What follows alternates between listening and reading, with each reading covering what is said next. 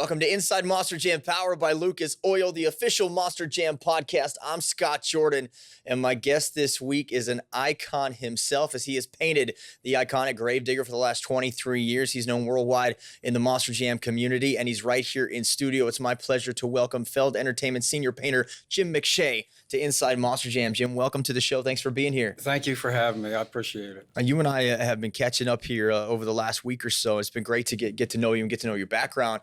But you're someone that is known in the Monster Jam community, and I don't think that you really knew how well known you are. But our fans out there, our hardcore fan base, they're all very smart. They do their research, right. And they keep me on my toes, but they know your name, and I've known your name for a long time, and now I wanted to give them the story of Jim McShea. So let's start at the beginning for you. You grew up in Jersey, correct? So yes. When did you start realizing that art was something you wanted to do? I would probably say, I mean, I've done it all my life, even in grade school and so forth and all that, but really seriously in my probably early 20s, I guess you would say. Okay. Yeah. And was it just something you picked up a paintbrush or a pen and you realized you were good at it, or did you have to train at it? No, my stuff was a little rough when I started out, just like anybody else. But I knew I had something there, I could tell, and I just followed it through. My art, when it comes to drawing and painting, has never really advanced past a fourth grade level. And I will admit that my three daughters draw better pictures than I do. Very cool. When you realized that was something that you love to do, did you try to do any type of training to hone your craft? No, because now they have classes and so forth you can go to, or videos and all that. But back when I got started, it was I was 20 years old. It was probably in the mid 80s and all. And they really don't have what they have today. Yeah. You know what I mean? As far as like we have with the phones and the videos and YouTube and so forth. So basically, I was on my own. Okay. Yeah. And when I met you at the shop a week ago, you told me a story about a chicken coop back in the day. So let's revisit that. Talk a little bit about that. That's when I took it serious. I was driving dump trucks, and I really wanted to have a career in lettering and so forth. And so I bought a house, and it had a chicken coop in the back. And I went into business. This was all in the same year. And I converted that into a makeshift garage, so to speak. And that's where I started. As a kid, I wanted to be an actor, and my parents always supported that. My family always supported it, but I heard a lot of pushback from people that were in school, whether it was counselors or teachers, that's not a career. That's not something you can build a life out of. Was that something that you ever had to deal with? Yeah, I just heard it from a few times that it was hand lettering I did, and they said it was a dying trade, and here I am, 40 some years later, and I'm still hand lettering. It seems like such a skill, a developed skill that not a lot of people have. So right. you have a niche, which I think in whether it's sports, entertainment, art, anything, if you have a niche and something you can do better than most people in the world, you'll find yourself in a career with that. At what point in time did you think, okay, maybe I could build something out of this? Maybe this can be what I do for the rest of my life? That's a good question. I probably, I'll tell you what, when I told you about buying the house, I was still driving the trucks. And that's when I started the business. And then I got so busy that I told my boss that I can't work weekends. I was taking off work from driving. And then I realized that I'm going to make a go at this. I stumbled, though, don't get me wrong.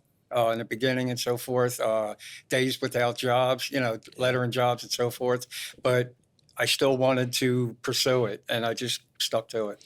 So what did you find was the biggest? You had challenges, but was there anything that kept you going at the time, that this is definitely something My passion. Your passion? Yeah. And we always talk about that, turning, your passion being a career. And there are so few people in the world that get to have their passion be a career. Now you've done that for so long.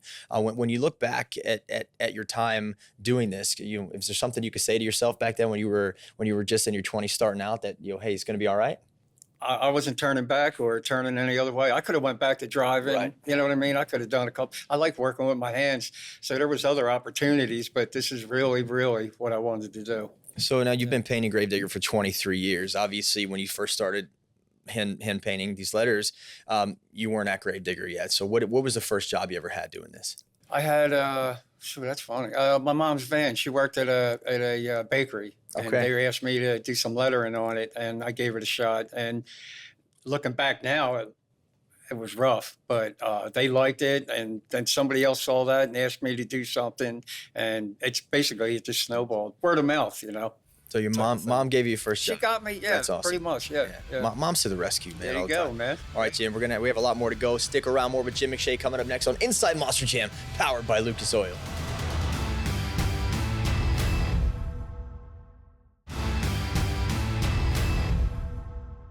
Welcome back to Inside Monster Jam, powered by Lucas Oil. This week, I'm joined in studio by painter Jim McShea as we talk about painting the iconic Gravedigger Monster Jam truck. So let's talk about Gravedigger now. 23 years you've been at this. How did that opportunity first present itself to you? There was a fellow, Mike Wales, who also worked for the company at the time. He actually lived in Jersey too and had a hot rod shop. And with my profession, I did some work for him and so forth and all. And over the years, I got to know him better. And then he took a job with, I believe it was the United States Hot Rod Association at the time. And he said, I'm moving to Chicago and all. And I'm like, all right, cool, man. Good luck and so forth. And he had called me like that summer and said, would you be interested in doing any painting, monster truck painting? I'm like, yeah, man. Yeah. And so then I think like, I don't know, 3 or 4 months went by. So I guess I didn't think nothing of it. And next thing you know, he called me. He said, Jim, we're looking to have you come down and do some work for us and so forth. And he said, would you be able to make it down to the North Carolina? And I'm like, yeah, sure, and he told me, when and where and so forth. And after I hung up with him, I'm thinking, North Carolina, man, that's a Gravedigger show. Yeah. And that's where we went. And my first truck actually was the WCW Nitro van. Oh, man. And that was my first, I guess, I don't know if that was my initial test for the company, so to speak, or, but I enjoyed it. And you're speaking my language. I mean, we did an entire episode going back and looking at those WCW trucks. And now those trucks have now come back onto social media because there's all kinds of shows out there now about World Championship Wrestling. And I watched one last week where they showed the trucks. They showed Nitro Machine. They showed the NWO truck. So that's a great throwback too. I had no idea that you painted that Nitro Machine. That's incredible. Now you obviously knew about monster trucks and you knew about Gravedigger and Monster Jam prior to that. So you get the call to paint Gravedigger and you go down to do it. What were your initial reactions to seeing the truck body in front of you and getting ready to start painting this iconic machine? Well, it's funny because when we were down there, I went down and the Gravedigger trucks were in the shop and all that. So we left. They wanted me to paint this WCW Nitro van. They wanted me to do that at Dennis's location. Yeah. Well, the compressor blew up. So they needed it X amount of time. They had to debut it in New York. And I told Mike, I said, hey, Mike, I'm going to be up front. If you need it done, it needs to go to Jersey. I'm comfortable in the shop, my own. And so that's what we did.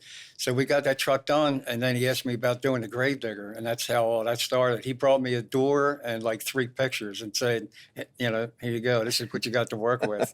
And it was a challenge. I was I don't want to use the word scared, but I was definitely concerned, And this was at a time, this was before Feld owned the company, right? So it was scattered. So there were offices in Illinois. It was before the Florida studio. So a little back and forth going on there. So did you get a chance to talk to Dennis Anderson when you first went down to his shop? Yeah. What was he like when you first met him back then? He was a super nice guy, just like he is today, man. Yeah, great guy. Same guy, right? Yeah, the family too, they're all very cool. Let's talk about the designs of Gravedigger. Have the designs tweaked a little bit since you first started as far as the paint schemes go? I know you don't design the truck, you just paint what they give you, but as far as like what you've seen, has it changed a lot? Yeah, it has because everything's like the computer and so forth and all that with the vinyl and the wraps. They could be precise every time. It's accurate. Where people that paint, like if I painted or you or another fellow came in, it would be a little different from how you paint, what you see. That's what makes it different changes. Nobody's the same. Like Fred, he was the fellow before me that did the truck. And I could never match to a T what he did, so to speak, When you first started painting these bodies and the lettering and everything, how long was the process for you? It was, I say 40, but it was over that, you know, just from, I really had to really pick it apart and think about it and so forth when I first started doing them. Then I got them down to like 40 hours. And then now it's roughly, I don't know, 35-ish maybe or so. Yeah. That's still a good chunk of time. Oh, yeah, for sure. Yeah. And that's only 2 sides. Then you got the roof and the hood. So it's a total of maybe 55 hours or so, and then they destroy it in seconds. And, exactly. It's hard to think. You spend so much time on these bodies, and then within seconds, they're just trashed on the ground. Yep. But still, I mean, obviously the process is painstaking for you, I'm sure, because you put a lot of passion into it. Is it still the same for you today as it was 23 years ago? Yeah. 100%. Yeah. So When that body leaves, I want it to look its best, you know? okay. Well, listen, I think all of them, I mean, you couldn't tell one from the others, in my opinion. They all look great. And I know Thank kids you. around the world think they're absolutely perfect. So Thank you. I appreciate that. well, we got more coming up with you. Stick around, more with Jim McShea as we continue on with Inside Monster Jam, powered by Lucas Oil.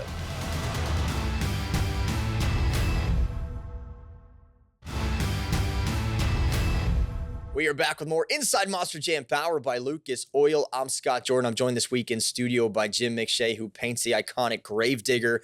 You and I have just been chatting about the beginnings of your career with Gravedigger. Now I want to continue on about the process. So you mentioned, 35 hours a week is where you have it at this point. Right.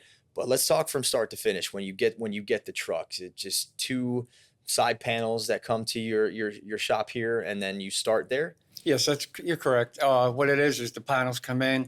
We have other people in the shop that work, the body shop, and they'll dress it for me. Basically they sand it, paint it black, and that's when they hand it to me, and I go from there with it.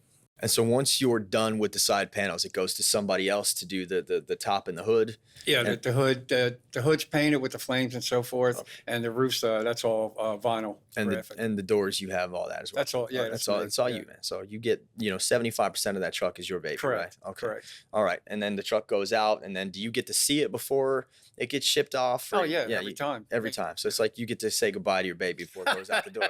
Yeah. And then you get to see it on TV in ways. Any thoughts about that? Because it's funny that you mentioned that you take 35 hours to paint one, seconds for them to destroy it. Right. Does that, at any point in time, you just say, oh man, there goes another one? Or is it just part of the business at this point for you now to see your work on the dirt? Yes, yeah, it's part of the business. To me, it's what the fans want to say, right. And that's what it's all about. It's also got to be some good job security though too, because if they destroy one, that means another one's coming to you pretty quick, right? That was my favorite saying for years. Job security. Yeah. Yeah, and the way they drive those things, I mean, it's that Gravedigger ragged edge style, which How many would you say that you have to paint average on a year? I'd say probably 40, 45, maybe something like that. Okay, and then over 23 years, we're obviously talking in the multiple hundreds here that you've painted. Yeah, for sure. Is there any favorite Gravedigger design that you've painted, or you've just stuck with the black and green pretty much for most of your career? I've done I like all the anniversary ones I've done. My favorite one would probably be the 30th. Okay. It had the big skull on the side and so forth. And my favorite today is Fire and Ice. Yeah, and you painted all those. Yes, sir. And we're seeing out at Walmart, they have the Fire Ice mix bus. So you painted the new one with the fire. Yeah. Yep. Yeah, that's amazing. I've seen pictures on Instagram everywhere. It is yet to show up at my local Walmart. Yeah, I've been looking. Yeah, I've been looking for it. And I'm only, an hour and 45 minutes down the road. Right. But I see these pictures of the Fire Ice machine. And I was there in 2019 calling that All-Star, the Superstar Challenge there, the All-Star. And I love those bodies, man. Yeah. And now we see the toys out with Spin Master and we're seeing that mixed body. So it's got to be pretty cool now knowing that design is come back and really kind of re-engulf fans' interest in it. Yeah. Oh, I agree for sure. Yeah. The tombstone's obviously intricate detail there because you got to really do the small lettering. So how long does one of those take you on average? Just the tombstone? Yeah. Well, it's hard to say because I start out with one color. Well, I start out laying it out, then it's one color, and I come back in with a second color. Really, I bounce around the whole truck. Okay. I'm down to a routine where I start and where I finish. If I was to bring it in forward, instead of backward, it'd probably throw me off. I've been doing it so long like that. And you're down there in that shop. It's a small area for you. Yeah. And when I came down there, you had your music in. Obviously, I'm sure that kind of zones you in a little bit. Yeah, but sure. You ever go stir crazy in that room, being in there for 40 hours? Not to that extent. Stir crazy, yeah. But yeah, sometimes I look and I'm like, I got to get out of here. Well, I'm glad we got you out of there today. Thank you, man. I appreciate it. Of course. So if they brought in a new Gravedigger body and they gave you design, but they kept one tombstone open and said, Jim, you've been here for a long time. We want you to put any truck you want, any driver we want in there, anything you want. Was there something that you would write into a tombstone on a Gravedigger truck to seal it in immortality? Right now, I'm like in the JCB truck. Yeah, you want to put Diggatron on there, yeah, right? For sure. Yeah. It's unique. And we have equipment that hauls the trucks off when they break down and so Right. forth at the shows and all. And I thought it was a great idea. Yeah. Yeah. And I really, I liked it. Yeah. And there's been quite a rivalry this year with Tristan England and Tyler Menigan Gravedigger. So I Yes. think if we put a Digatron on Tyler's Gravedigger truck, that would be ideal. And when you design these bodies, obviously as a Gravedigger driver, we have the Andersons, we have Tyler Menigan, we have Matt Cody. Yeah. It's all winning drivers. Right. Do you take a little more pride in that, knowing that not only is this truck the most famous monster truck in history, but it's also the winningest truck, and that these drivers, are going to go out and win championships in what you paint? Oh, for sure. I mean, that's their passion. You know what I Yeah. mean? And they're out there to win. And I mean, like you said, Dennis, through the years, the fans expect that. You know what I mean? Yeah. What they're saying from them too. And I know that fans, our smart fans, are probably going to call me out when I said winning his truck, because Max D won, Tom Mintz won 14 Yeah, world championships, a lot of them in Max D. But when you add up the series championships and the world finals championships, no truck has won more than Gravedigger. It's flat out. Argue with me on Instagram, Scott Jordan, MJSX. And you have no idea how well known you are in the Monster Jam community, that you don't have any knowledge that these fans know your name, they know who you are, and they follow you. Not really, no. Yeah, if I went out to the pit party at World Finals and I saw a kid in a Gravedigger shirt, an older fan, I'm sure, and said, "Hey, you know who Jim McShea is? Yeah, he paints Gravedigger. You're well known, man. You're a rock star here." That's pretty cool. Well, let's talk about the course of your work here, because painting Gravedigger has come with perks in the fact that you can walk into a Walmart, a Target, you can go on Amazon, look up Monster Jam toys, and Gravedigger will pop up. You go into one of those stores, there's going to be something Gravedigger, whether it's a die cast, a t-shirt, bed sheets. I have a Gravedigger Power Wheels in my garage that has your artwork on it. So how does that make you feel when you go into these places and you see your passion on a shelf? Really, it's I'm grateful, 100% to see that. It's just overwhelming feeling. I'd never thought I'd be at this level, with art, with my art and so forth at all. And really, it don't get no better than that for me, Yeah, you go from mom's van to toy stores everywhere. That's a dream for It's a good for ride. an artist, right? Yeah. That's a good ride. It's not over yet, but No. when you do call it a day, your work is going to live on. Obviously, at some point in time, you took over for somebody. What was the gentleman's name that you took over? His name was Fred, and I hope I get the pronouncement right. It was Bruman, I believe, or Bruman. Well, at one point when you decide to retire, somebody's going to have to come in and fill the very large shoes of Jim McShea and live up to that legacy and that standard. But your work is going to live on. We're still going to have these Gravedigger bodies that you designed on display somewhere, Digger's Dungeon here at Feld Entertainment.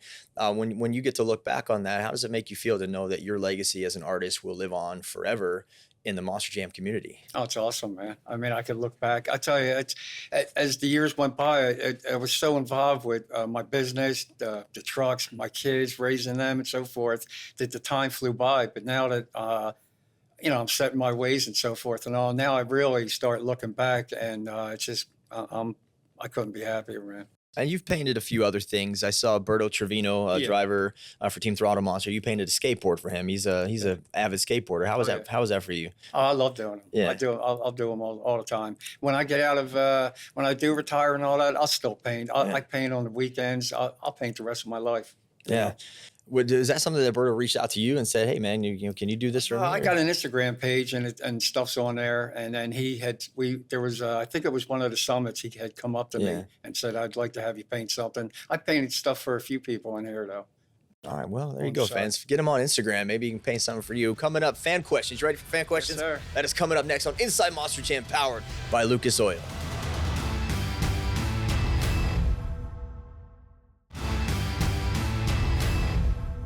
Welcome back to Inside Monster Jam, powered by Lucas Oil, the official Monster Jam podcast. This week, I am joined by painter Jim McShea as we talk about his career painting the iconic Gravedigger. It's time for your fan questions. You can be a part of the conversation each week by reaching out on Instagram at Scott Jordan MJSX. Jim, are you ready to answer the questions? Bring them on. And when I say that you're well known in the community, I mean, the response for you is overwhelming. I put it on Instagram on Friday, and I mean, just, probably 50, 60 questions for you. That's awesome. Here. Yeah. So man, we got quite a few. So let's start here. Parker_88. Which Gravedigger body outside of the normal was your favorite to paint? And what is one Gravedigger you wish you got to paint either from a toy, render, or something else? So we talked about some of your favorite designs. If you could just pick one, what was your favorite to absolutely paint? It's still the fire and ice. Still the fire and ice. Yes, Okay. 100%.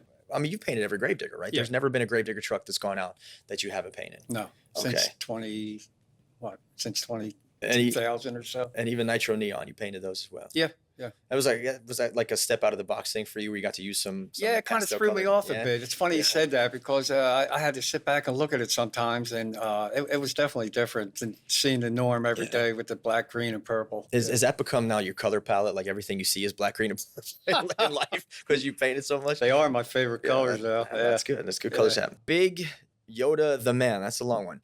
If you could pick one truck, old or new, for a new spot on a tombstone, you pick. You said JCB Digatron, and that's because the truck is so new and flashy and cool, and we've seen that rivalry. I mean, who doesn't like machinery and right. You know what I mean? Yeah. Right. So JCB Digatron is the answer. I like that. So Colonel Kitty MJ, who's sent a bunch of questions in here. We've talked about the change of the design of Gravedigger over the years, but he's asking specifically about the fog color. Yeah. Is the fog color different now than it was? Yeah, it has changed. And what went into that? Was it just something that came down to you?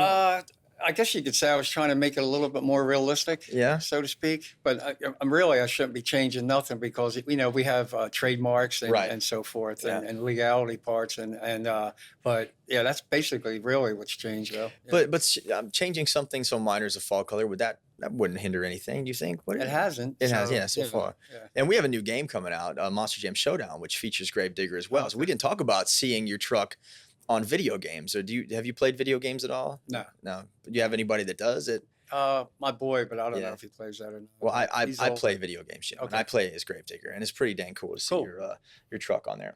All right, so let's see. Big_dumb_trucks. So Big Dumb Trucks on Instagram says, back when they had you painting bodies other than Gravedigger, which I don't think they did, right? You did. You were okay. Oh yeah. All right, that's new. So which were some of your favorites to paint? Wow, I painted up to 9 different bodies for the company at one time. I've done Bulldozer, El Toro, Blue Thunder, Spider-Man when it first came out. The Gravedigger, of course. I know there's some more I'm forgetting there, but which would be the favorite? What, back then? Yeah. The different pot. Oh, WC. Oh, I would say the Nitro van. Ah, man, that's the perfect It was a project. Don't get me wrong. That was a project. Yeah. But the end results it's what makes it. Yeah. That would probably be my favorite one. That's one of my favorite trucks in history, man. Great answer. Jim, thank you very much, man. Thank you. Great to have you on. That's all the time we have. I'll see you right here next week for another episode of Inside Monster Jam, powered by Lucas Oil.